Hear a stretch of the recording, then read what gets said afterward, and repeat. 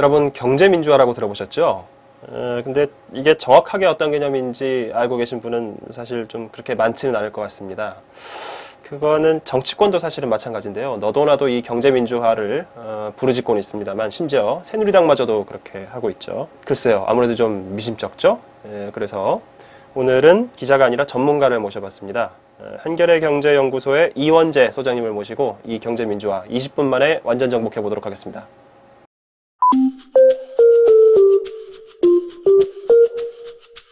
네, 안녕하세요. 한겨레경제연구소 이원재 소장입니다.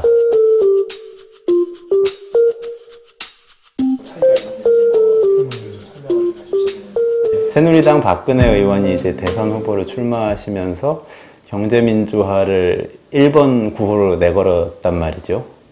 정치민주화를 내걸었으면 훨씬 더 센세이셔널했을 텐데 이런 생각이 개인적으로는 있어요. 그러네요. 그거 하셔야지. 인권과 민주주의를 완성하겠다 이렇게 이야기했으면 좋았겠다 이런 생각도 좀 드는데 어쨌든 뭐 민주라는 단어를 경제라도 넣어서 하신 건 뭐 좋은 거라고 생각하고요.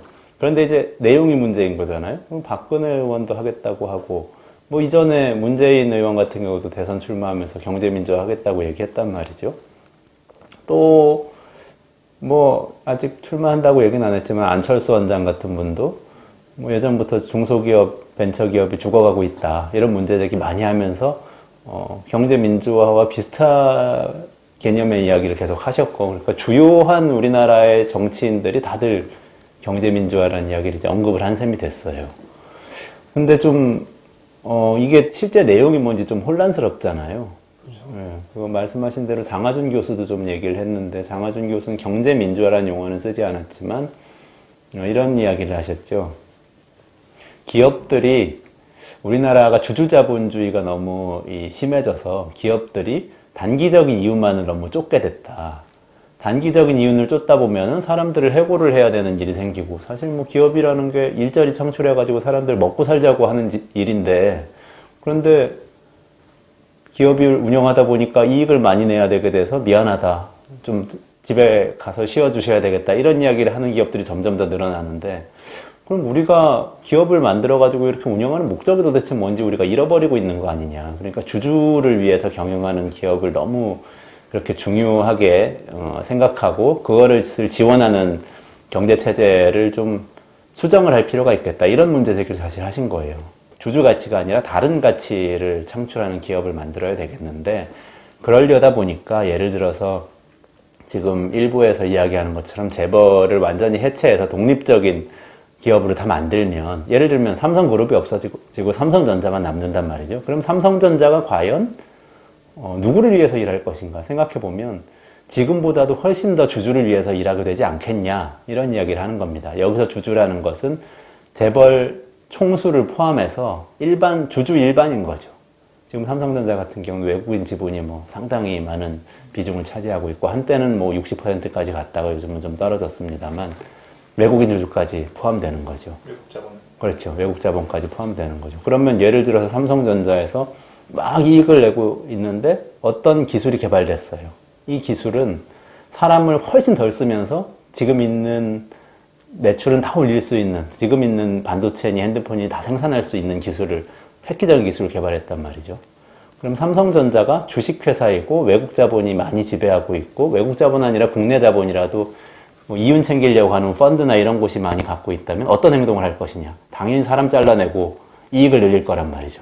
주주들이 CEO를 선임하는 것이고, CEO는 주주들의 이익에 복무를 해야 되기 때문에 임금을 줄이고 나는 배당을 많이 하겠다, 또는 주가를 올리겠다. 그럼 주주들이 좋아할 거고 자기 임기가 늘어날 거니까.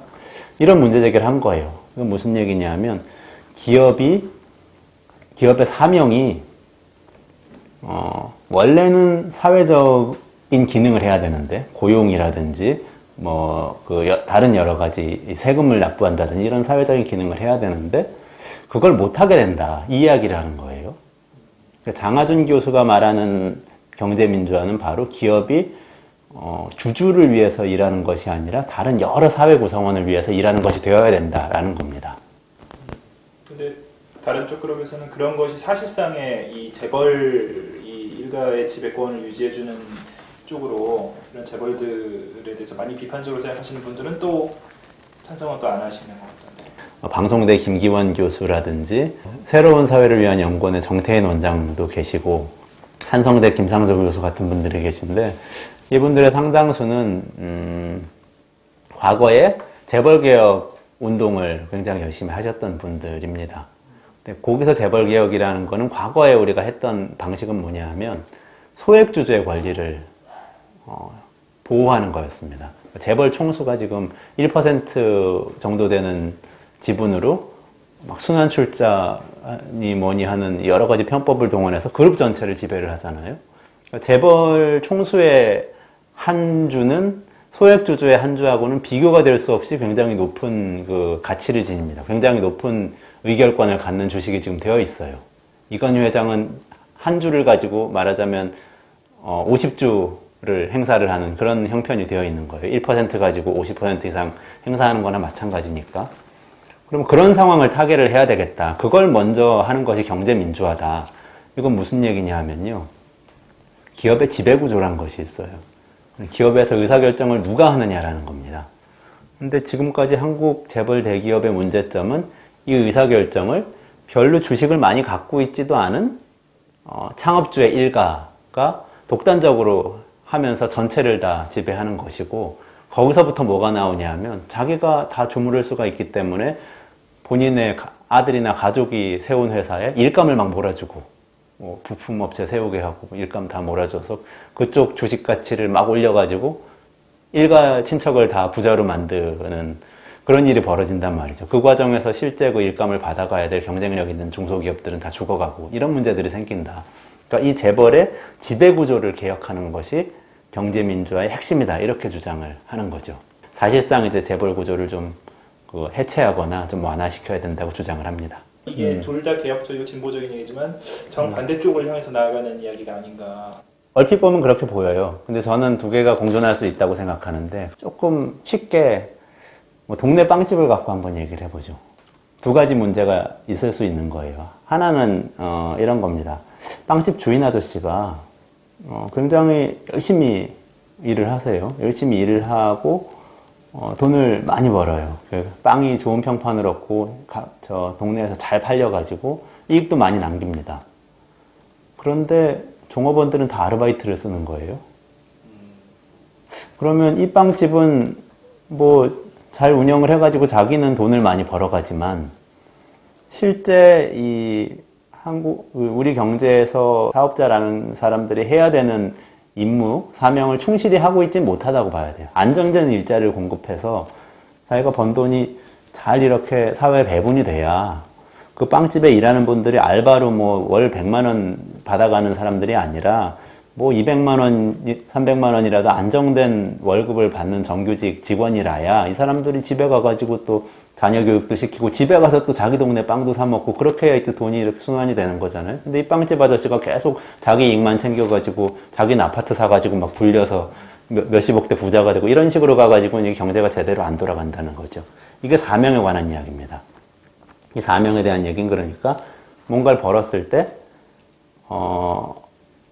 실제 그 기업이 해야 되는 고용 창출이나 뭐 환경을 덜 파괴해야 된다거나 이런 이 사회적인 환경적인 가치를 잘 존중하는 방식으로 경영이 돼야 된다. 그게 사명에 대한 얘기인데 이게 장하준 교수의 이야기예요. 또 하나는 이 빵집하고 관련해서 또 다른 문제가 있을 수 있어요. 그건 뭐냐면은 이 빵집은 지역사회와도 맞닿아 있고 또 일하는 사람들하고도 맞닿아 있잖아요. 근데 그리고 이제 빵집에 투자한 투자자들도 있단 말이에요. 그래서 빵집 주인 아저씨는 실제로는 한 10% 지분밖에 갖고 있지 않은데 이 아저씨가 실제 의사결정을 할 때는 이 다른 투자자들이나 뭐 지역사회에서 빵 사 먹는 주민들이나 일하는 노동자들 의견을 전혀 참고를 안 하고 자기 혼자 마음대로 해요.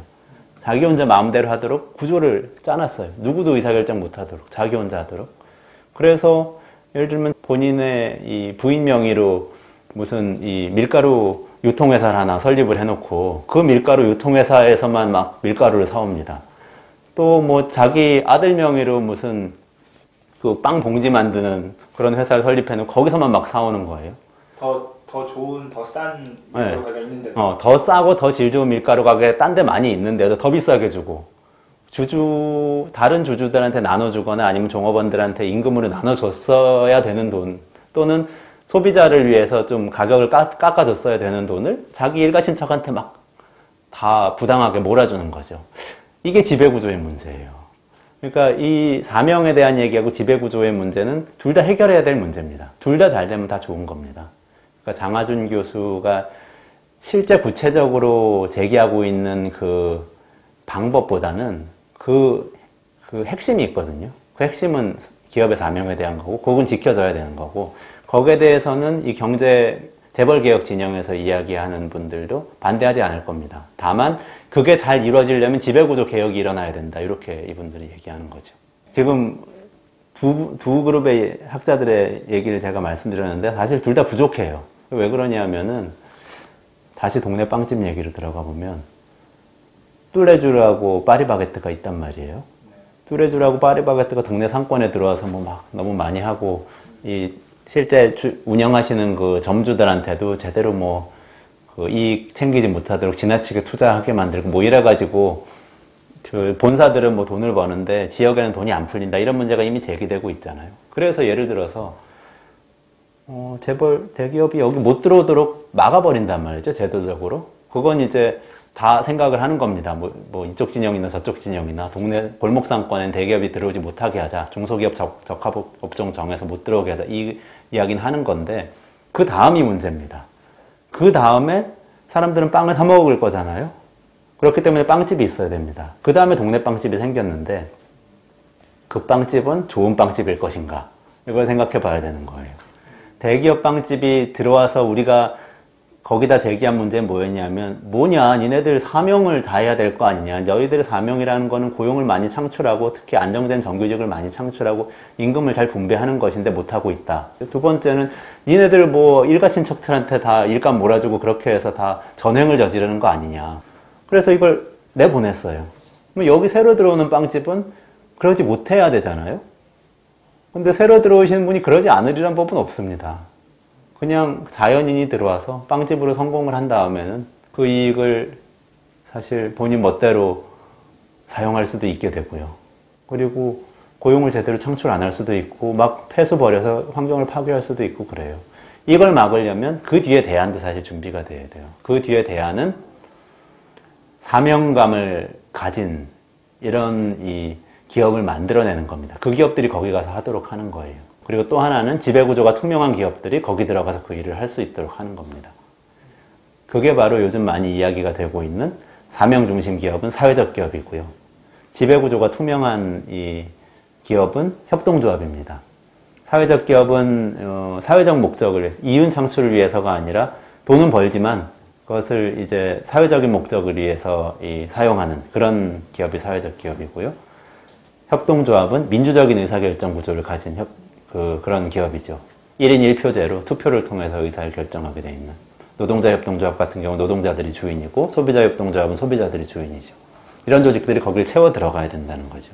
요것까지가 이제 경제민주화의 하나의 큰 그림입니다.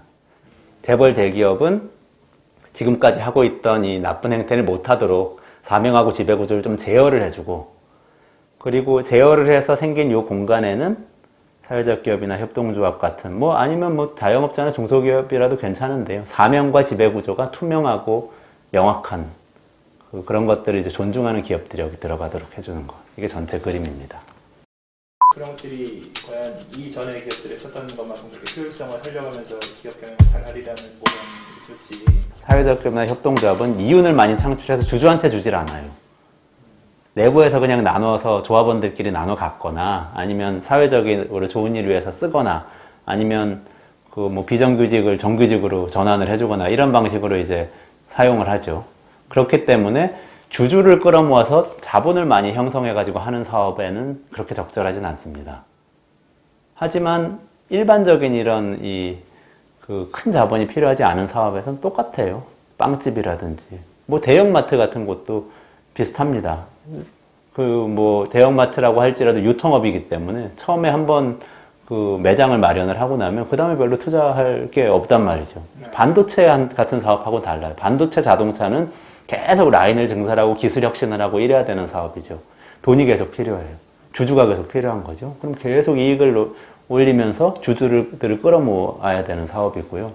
근데 뭐 우리 주변에 있는 생활경제 사업에서는 별로 그럴 것들이 없죠. 여긴 다 할 수 있는 거라고 봅니다.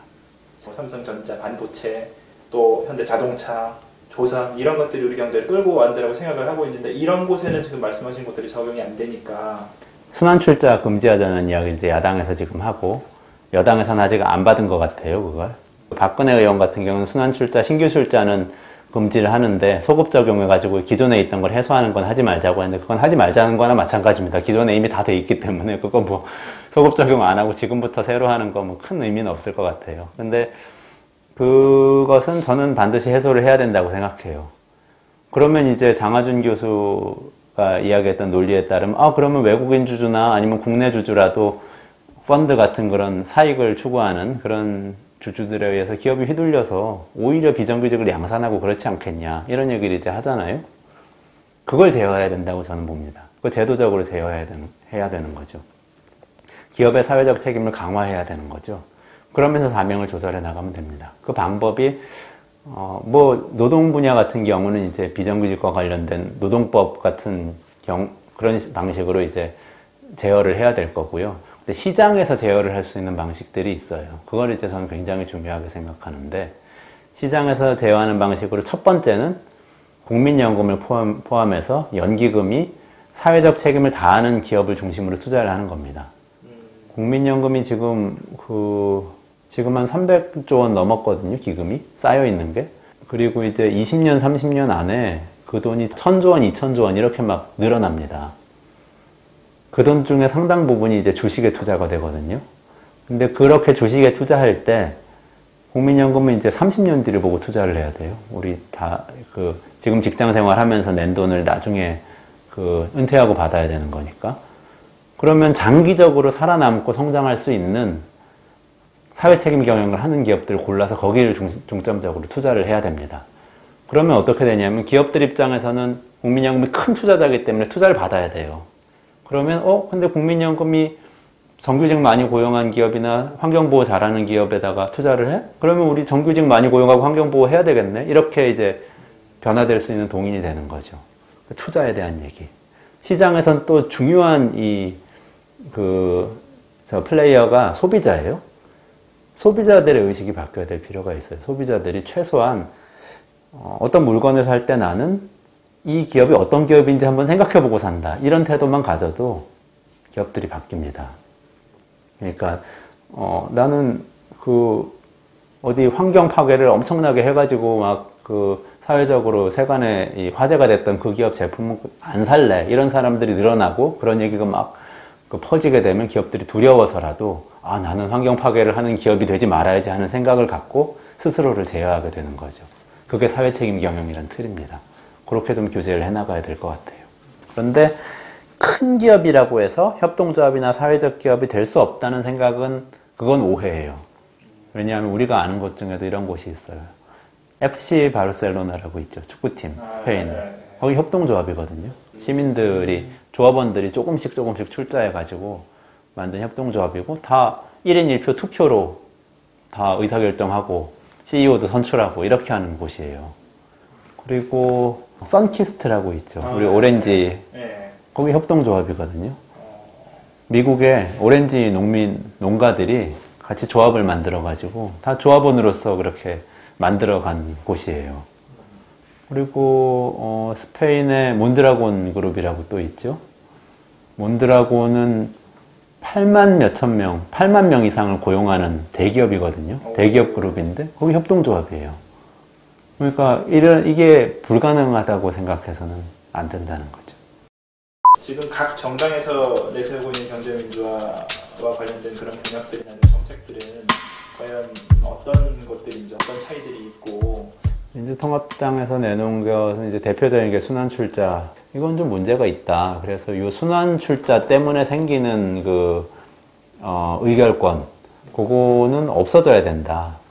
투자를 했으니까 배당을 받아가고 돈을 챙겨가는 건 뭐라고 하진 않겠다. 주가 오르면 비싸게 팔아가지고 돈을 벌든지. 하지만 의결을 할 때는 경영권 행사잖아요, 이건. 경영권에는 그게 개입이 돼서는 안 되겠다. 이렇게 법을 개정하자는 게 민주통합당의 안입니다. 당론으로 채택한 아니고요.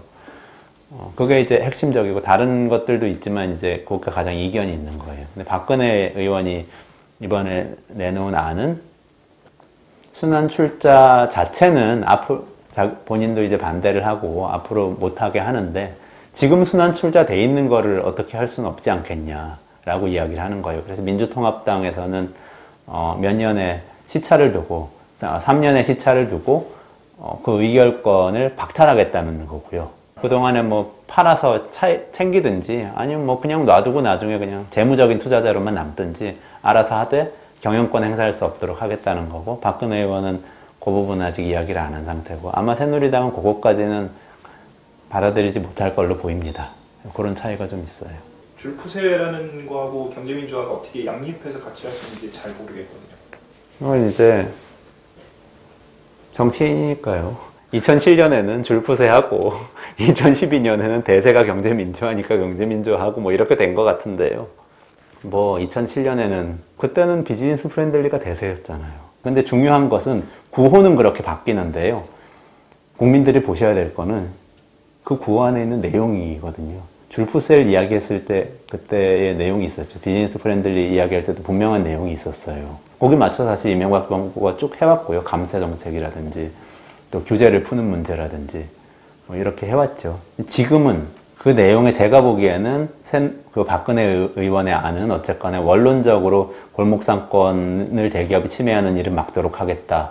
그리고 재벌의 순환 출자는 반대한다. 원론적인 내용은 있지만 그걸 실제로 어떻게 집행을 할 것이라는 것은 빠져 있습니다. 그러니까 앞으로 뭐가 나오는지는 지켜보고 재벌의 순환 출자를 소급해서 적용하는 것을 추인을 할 건지 말 건지 그리고 골목상권을 못 들어오게 한다는데 그러면 그것을 어떻게 입법을 통해 가지고 하겠다고 하는지 이걸 좀 지켜봐야 될 것 같고요. 아직 명확하게 이야기한 게 아닙니다. 뭐 민주통합당 안을 볼 때도요. 순환 출자는 어쨌든 3년에 걸쳐서 의결권을 없애겠다고 했으니까 그 부분은 이제 명확하게 의지를 보였다고 좀 봐야 될 것 같고요. 다른 부분들은 사실은 근데 새누리당하고 크게 현재는 차이는 없어 보입니다.